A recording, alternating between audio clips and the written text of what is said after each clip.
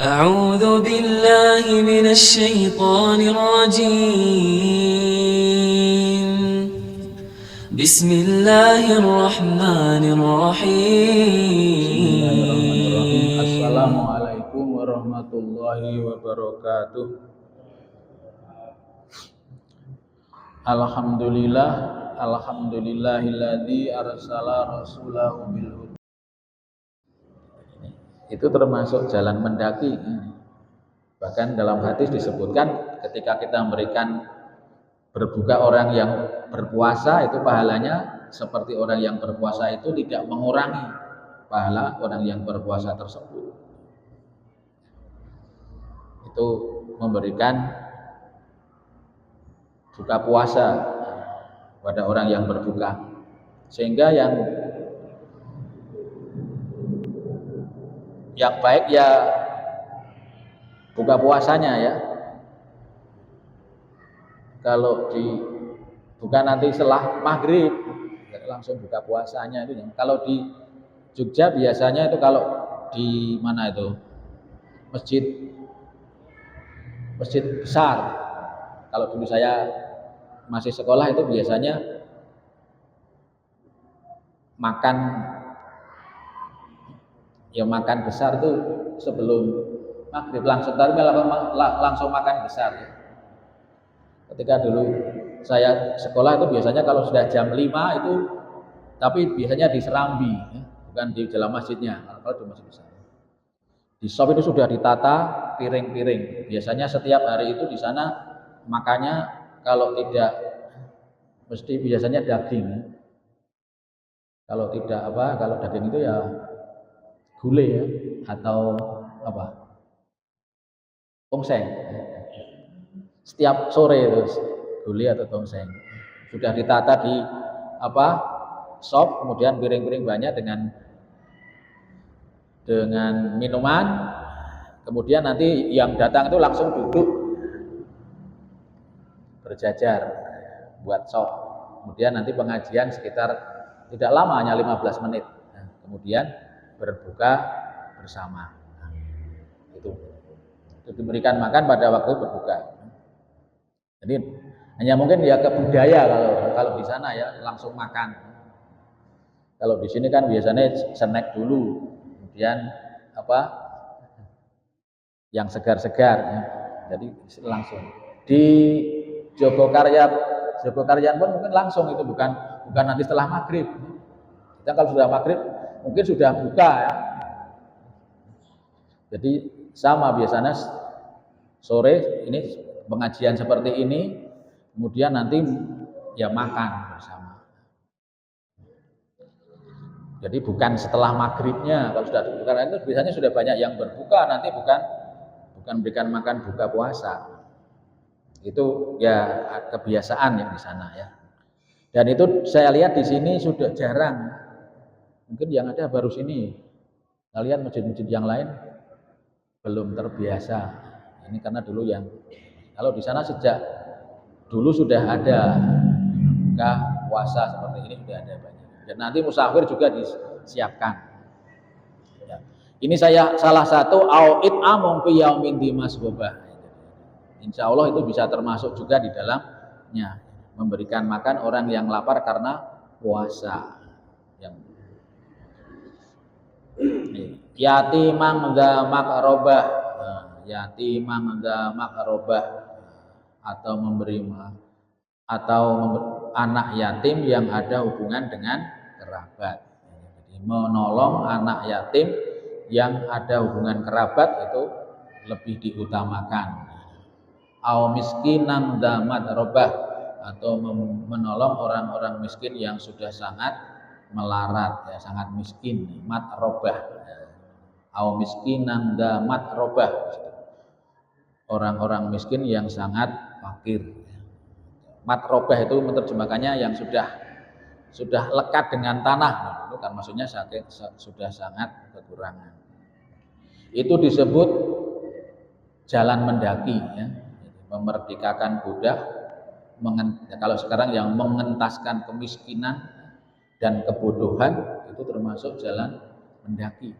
Dan di Indonesia ini masih berat, masih panjang. Bagaimana mengentaskan kebodohan. Pendidikan di Indonesia ini masih belum maju. Sebetulnya kalau disadari betul itu masih belum maju, masih banyak semu, masih banyak apus-apusan jadi. Apalagi yang malas belajar, banyak sekali yang sebetulnya orang pinter jadi pinter. Ini yang sebetulnya itu masih banyak ya. Yo sing gampang sing penting lulus enggak. Tapi bagaimana mendidik anak di pinter tenan itu sekarang ini masih menjadi tantangan. Ini wong tua udah ngerti bangga, usah nak lulus. Padahal sebetulnya proses pendidikannya sebetulnya masih banyak kekurangan. Bagaimana anak-anak ini bisa betul-betul pandai yang sebetulnya. Saya kan tahu betul. Apa meneh ono zaman KKM. Jadi minimal 70, padahal bajane kemampuannya anaknya men 30 seket. Dipaksa gurune nggahke. Kan belum sebetulnya real, sudah betul pinter tenan. Ini dengan struktur seperti itu malah jadinya anak tidak pandai. Ini banyak sekali yang terjadi. Nek diwai opo ini malah protes. Di pondok biasanya apa ini bijine 3 4, padahal ya kenyataannya. Nah, betulnya di lain tempat juga seperti itu sebetulnya. Tapi hanya kemudian menikah jamaah rahimakumullah pendidik falak tahamal aqobah ya, mengentaskan kemiskinan dan ya, kebodohan ini sebetulnya masih tantangan yang berat di negara kita karena banyaknya penduduk.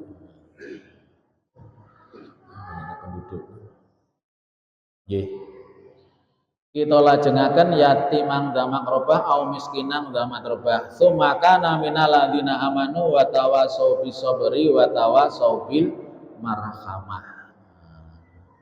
Kemudian ayat 16, kemudian dia termasuk orang-orang yang beriman dan saling berpesan untuk bersabar dan saling berpesan untuk berkasih sayang. Mengentaskan kemiskinan, mengentaskan kebodohan, membantu anak-anak yatim, apalagi yang keluarga dekat, orang-orang yang miskin, kekurangan, yang sangat miskin. Tentunya pun lewat yang paling mudah lewat lembaga ya, pribadi-pribadi ya orang bisa menangani pun. Ada Layismu, ada Basnas, ada Layisnu. Nah, itu mestinya kalau bisa dimanfaatkan dengan baik insya Allah. Kalau perorangan biasanya kita akan ya bisa, tapi itu kurang bisa banyak berperan besar. Ya kita mendukung jamaah rahimakumullah sumaka minal ladzina amanu wa tawasau bisabri wa tawasau bil marhamah. Kemudian juga kita untuk berusaha bagaimana kita beriman, kemudian saling berpesan tentang kesabaran dan saling berpesan dengan rasa kasih sayang. Kita berusaha untuk ajak-ajak tapi dengan cara yang sabar, kemudian dengan cara kasih sayang, bukan dengan cara kekerasan, dengan cara paksaan dan sebagainya. Ayat 18, ulaika ashabul maimanah. Mereka itulah orang-orang yang beriman dan saling itu adalah termasuk golongan kanan. Orang-orang yang mau mendaki di jalan yang sukar, berusaha mendaki di jalan yang sukar, berusaha bagaimana kita juga ikut mengentaskan, kalau dulu perbudakan, kalau di sini ya kebodohan, kemiskinan, kemudian bagaimana kita bisa membantu anak yatim, ikut mengentaskan kemiskinan, kemudian ajak-ajak ya beramar ma'ruf nahi munkar dengan kesabaran dan kasih sayang, itulah termasuk ashabul maimanah, golongan kanan. Waladzina kafaru bi ayatina hum ashabul mas'amah. Dan orang-orang kafir kepada ayat-ayat kami, tidak percaya dengan ayat-ayat Al-Quran tadi yang disampaikan, bahkan tidak merasa ada yang berkuasa di atasnya, tidak merasa ada yang mengawasi, mereka itu adalah tidak yakin akan percaya akan adanya ayat-ayat Allah. Ashabul mas'amah, mereka itu termasuk golongan kiri. Alaihim naru muqsadah, dengan kali itu akan diancam mereka di dalam neraka yang ditutup rapat. Menika jamaah rahimakumullah, surat Al-Balad. Setelah minggu yang lalu surat Al-Fajr, kita baca surat Al-Balad, termasuk surat dalam juz amma yang ya kita berusaha untuk sedikit-sedikit kita baca, kita terjemahkan, kita pahami, syukur kita bisa hafal, nanti kita pakai dibaca untuk sholat. Kita lajengaken, masih ada waktu setengah jam untuk tugas kawula menyampaikan beberapa hal yang berkaitan dengan tazkiyatun nafs dan juga hadis qudsi.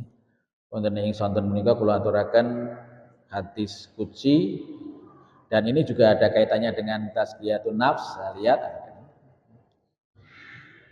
tentang rahmatullah, kasih sayang Allah.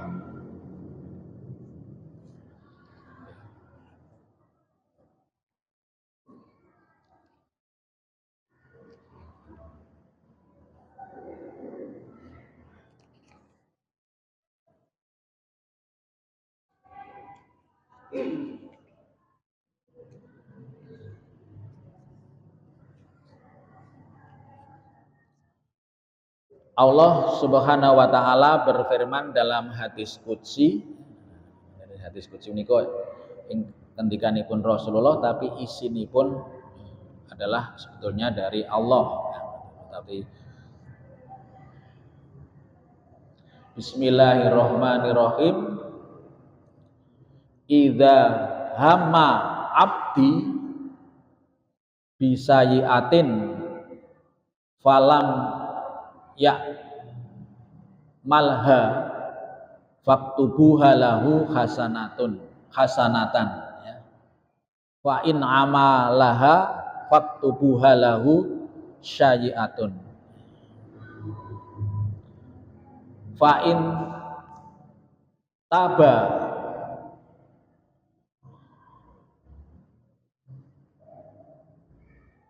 fa in taba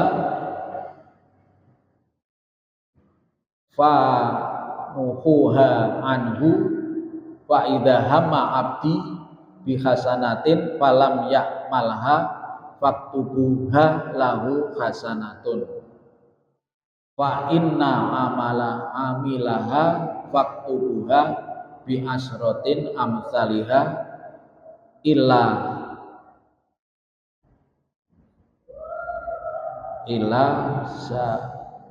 sab'i mi'atin dhikfin ila sab'i mi'atin dhikfin. Rawahu Ibnu Hibban wa Abu Darda. Jamaah rahimakumullah, terjemahanipun, apabila seorang hambaku Allah berarti nggih, niku ingkang ngendika Allah tapi ingkang menyampaikan Rasulullah. Apabila seorang hambaku merencanakan melakukan suatu kejahatan tetapi tidak dilaksanakannya, tuliskanlah baginya satu kebajikan. Jadi ini kira-kira ini Allah merintahkan kepada malaikat ya. Allah merintahkan kepada malaikat, apabila seorang hambaku merencanakan melakukan suatu kejahatan tetapi tidak jadi dilaksanakan, tulislah baginya satu kebajikan. Jadi ada rencana untuk melakukan suatu kejahatan, kemaksiatan, tetapi kemudian tidak dilaksanakan. Tidak melaksanakannya itu karena Allah. Tulislah baginya satu kebajikan karena ada hidayah takwa. Tulislah baginya satu kebajikan. Tetapi jika dilaksanakannya, maka tulislah baginya satu kejahatan. Kalau dilaksanakan, ditulis satu kejahatan. Jika ia bertobat, hapuslah daripadanya. Hapuslah daripadanya. Jadi kejahatan, kemudian dia bertobat, kemudian hapuslah daripadanya. Karena ini judulnya rahmat Allah, kasih sayang Allah. Dan apabila seorang hambaku merencanakan melakukan suatu kebajikan, ada rencana melakukan suatu yang baik, lalu tidak dilaksanakan, maka tulislah baginya satu kebajikan. Jadi rencana baik tidak dilaksanakan, ditulis satu kebajikan, baginya satu kebajikan.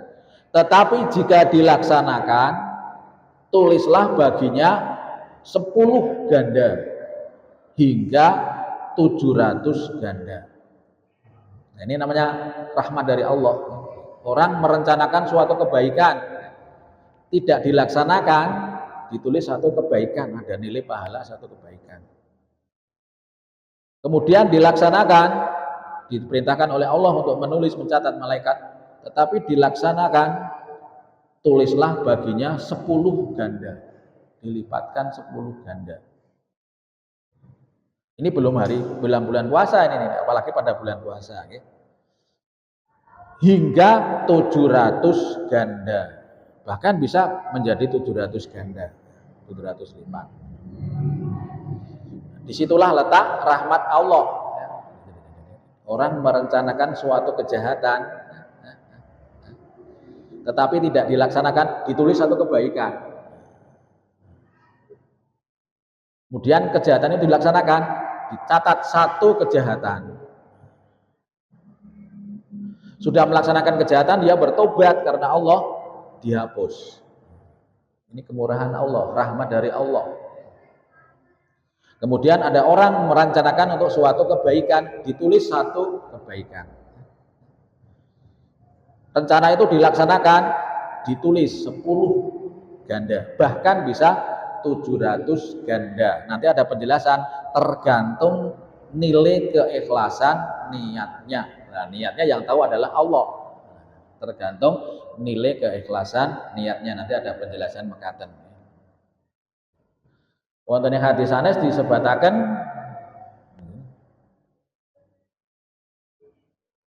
idza hamma abdin bisayiatin fala tak tubuha alaihi wa in amaliha faktubuha sayiatin wa idza hamma bi hasanatin falam ya'malha faktubha hasanatan wa idza amaliha faktubha asyron. Sama ini kok. Apabila seorang hambaku merencanakan hamma ya, untuk melakukan suatu kejahatan, janganlah kamu tuliskan satu dosa atasnya. Jadi tidak ditulis. Hadisnya menikah. Apabila orang merencanakan suatu kejahatan, itu belum ditulis. Ditulis dosa atasnya. Tetapi apabila dilaksanakan, barulah tuliskan satu kejahatan. Kalau yang hadis ini, orang merencanakan suatu kejahatan, belum ditulis. Setelah dilaksanakan baru ditulis satu kejahatan. Tetapi apabila dilaksanakan barulah ditulis satu kejahatan. Dan apabila ia melaksanakan suatu kebajikan, tidak dilaksanakan, tulislah satu kebajikan. Merencanakan suatu kebajikan tidak dilaksanakan, itu sudah ada nilai pahala satu kebajikan. Tetapi jika dilaksanakan, maka tulislah 10 kebajikan. Itulah rahmat dari Allah, salah satu contoh rahmat dari Allah. Jamaah rahimakumullah, dalam hadis di atas terdapat kata hamman. Maksudnya berkehendak atau bersiap untuk mengerjakan, merencanakan untuk melakukan. Itu namanya hamman. Atau alhamu, itu merupakan kecenderungan batin. Jadi masih ada katanya dengan niat yang mengandung unsur kepastian. Karena itulah kami mencoba menyalinnya dengan kata merencanakan untuk melakukan. Jadi alhamu itu artinya merencanakan untuk melakukan, tetapi masih ada di dalam hati. Jadi ini masih ada kaitannya dengan kalau ini amalan hati. Ada 6 jenis kecenderungan batin pada manusia. Yang pertama disebut hadithun nafs. Hadithun nafs itu lintasan dalam batin. Dalam batin itu sudah ada angan-angan. Baik itu kejelekan atau mungkin kebaikan. Itu disebut hadithun nafs, lintasan hati, lintasan batin. Yang kedua disebut hajis, yaitu suara hati atau sukma yang lebih menonjol dan lebih kuat daripada lintasan batin. Kalau tadi hadithun nafs itu masih ada lintasan. Kalau hajis itu sudah suara sukma yang lebih menonjol dan lebih kuat daripada lintasan batin. Yang ketiga disebut khatir, yaitu hajis yang sering menonjol ke dalam hati. Ini semuanya adalah sering muncul dalam hati kita. Yang keempat disebut alhamu tadi, alhamu, kecenderungan batin yang sudah mengandung unsur kepastian untuk dilaksanakan. Jadi dalam hati tapi sudah ada niat untuk melaksanakannya, itu disebut alhamu. Kadang-kadang masih angan-angan. Ya, biasanya kita mengalami monggo gitu nih. Alhamu, ini kecenderungan batin yang sudah mengandung unsur kepastian untuk dilaksanakan, namun pelaksanaannya masih dalam tingkat ragu-ragu, itu disebut alhamu. Kemudian tingkatan yang kelima adalah al-azmu, azam. Al-azam. Azam itu lebih kuat ya, yaitu maksud pelaksananya sudah kuat atau lebih kuat daripada alham. Kalau alham tadi kan baru rencana untuk melakukan, kalau al-azmu itu sudah lebih kuat, sudah lebih pasti. Yang keenam al-jazmu, tidak ragu-ragu lagi untuk memulai melaksanakan maksudnya. Ini jamaah rahimakumullah, kita sering dalam hati kita, niat kita itu seperti itu, diawali dari lintasan-lintasan dalam batin kita. Itu biasanya disebut hadithun nafs. Kemudian ada lintasan dalam suara hati. Kemudian khatir. Para ulama telah sepakat bahwa ketiga macam kecenderungan batin yang pertama, 1, 2, dan 3 tidak atau belum dikenai suatu hukum. Masih lintasan hati, masih suara sukma, itu belum dikenai hukum. Yang sudah dimulai kenakan hukum tadi sudah alhamu tadi, kecenderungan batin ya. 1, 2, 3 tidak atau belum dikenai suatu hukum seperti yang dimaksud dalam hadis qudsi di atas.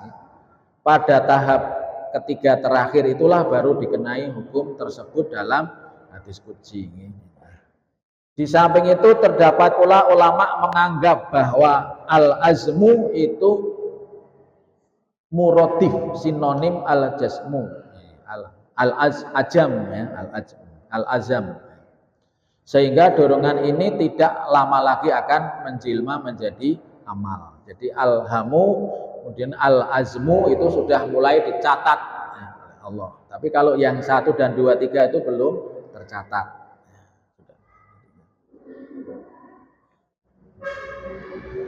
Jamaah rahimakumullah, adapun makna dan maksud hadis qudsi tersebut di atas, wallahu a'lamu bi muradi.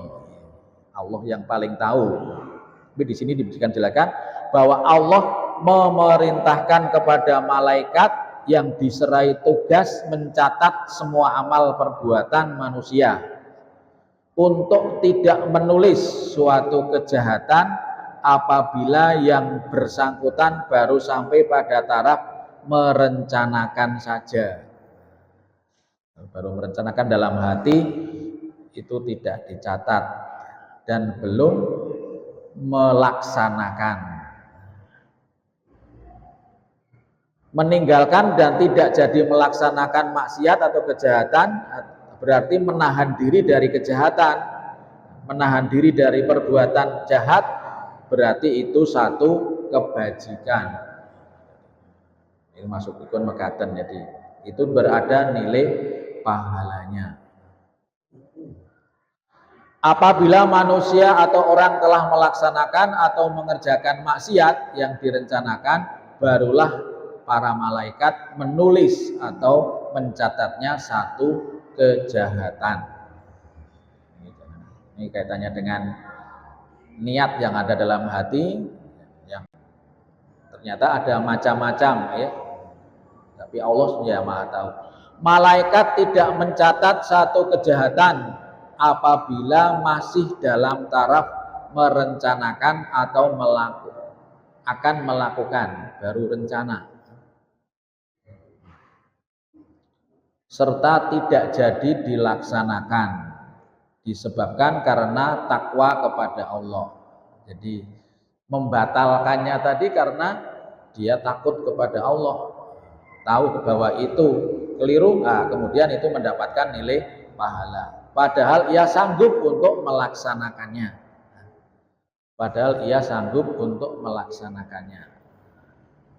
Malah dalam satu riwayat dinyatakan bahwa seseorang yang merencanakan akan melakukan maksiat, tapi kemudian meninggalkannya karena kehebatan, karena takwanya kepadanya, dituliskan baginya satu kebajikan. Dan ini dapat kita simpulkan dari riwayat yang bersumber dari Abu Hurairah.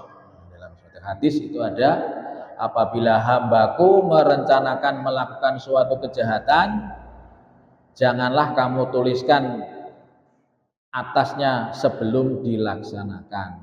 Sekiranya ia laksanakan kehendak jahatnya, itu tuliskanlah sekedar apa yang dilakukan, yakni satu kejahatan.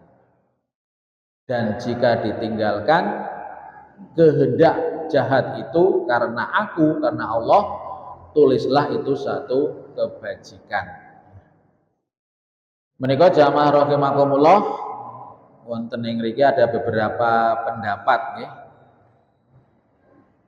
Ada lagi yang berpendapat bahwa orang yang telah melakukan maksiat tetapi belum bertobat, kemudian merencanakan untuk melakukannya lagi atau akan mengulanginya, ia akan disiksa karena akan mengekalkan perbuatan maksiatnya. Jadi pengekalan atas suatu maksiat adalah maksiat juga. Akibatnya orang yang mengazamkan melakukan maksiat dan memutuskan untuk melaksanakannya telah dituliskan baginya satu kejahatan, dan apabila dikerjakannya ditulis pula sebagai kejahatan kedua. Jadi merencanakan kejahatan kemudian ditambah lagi merencanakan lagi, itu bisa. Karena itu maksiat, maksiat lagi itu ditulis suatu kejahatan.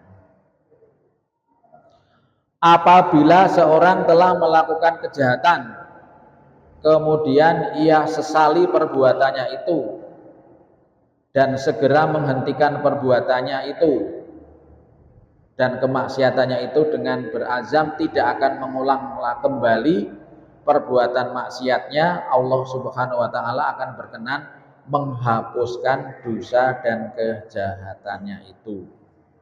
Allah Subhanahu wa taala menghilangkan perbuatan jahatnya itu dan menganggapnya seolah-olah tidak pernah. Jadi bertobat, mohon ampun, kemudian menyesali, ada unsur menyesali.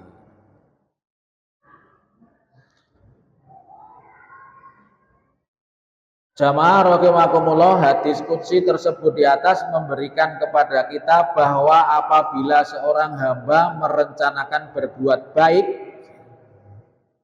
atau kebajikan tetapi belum atau tidak dikerjakan karena sesuatu sebab, Allah akan memerintahkan menuliskan satu kebaikan baginya. Dengan demikian diharapkan manusia selalu senang untuk memikirkan hal-hal yang baik serta selalu berniat untuk berbuat baik.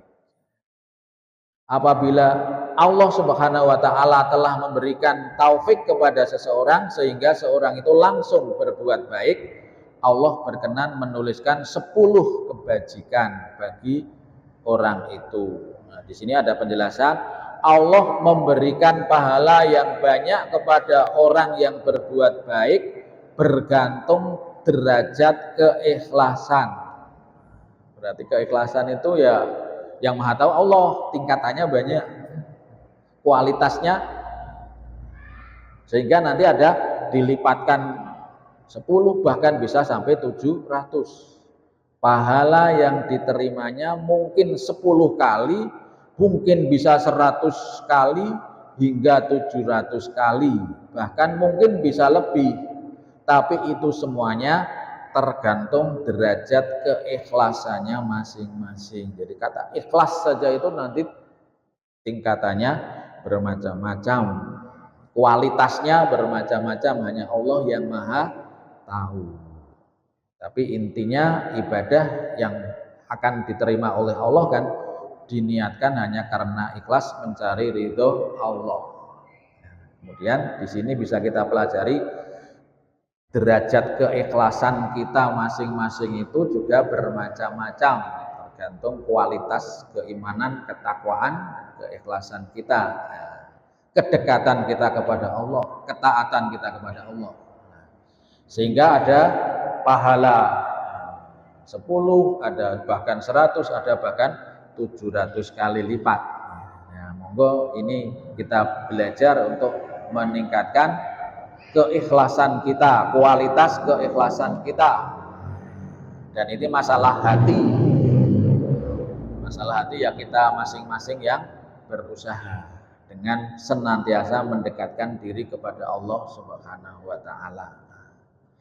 Dalam Al-Qur'an disebutkan Allah Maha Pemurah, mempunyai keutamaan yang maha besar lagi maha agung, memiliki pahala sebagaimana firman Allah, matsalul ladzina yunfikuna amwalahum fi sabilillahi kamatsali habbatin ambatat sab'a sanabila fi kulli sumbulatin mi'atu habbah wallahu yudha'ifu liman yasha wallahu wasi'un alim.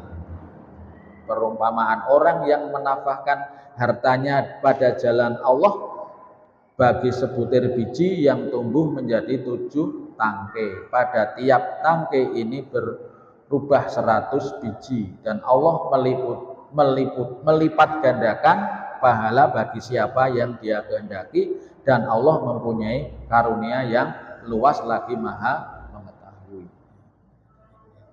Sekali lagi ini ayat ya. Ada orang yang infak sedekah 2000 kalau dilipat gandakan menjadi 700 kali berapa? Tapi itu ternyata juga tingkat keikhlasan kita itu ya. Kemudian otomatis ya. Tadi kan ada 10, 100, bagi 700. Letak tingkat keikhlasan kita, kualitas keikhlasan kita ternyata hanya Allah yang Maha tahu. Amalan-amalan yang lain semua begini. Yang jelas Allah melipat gandakan sesuai dengan kehendak Allah.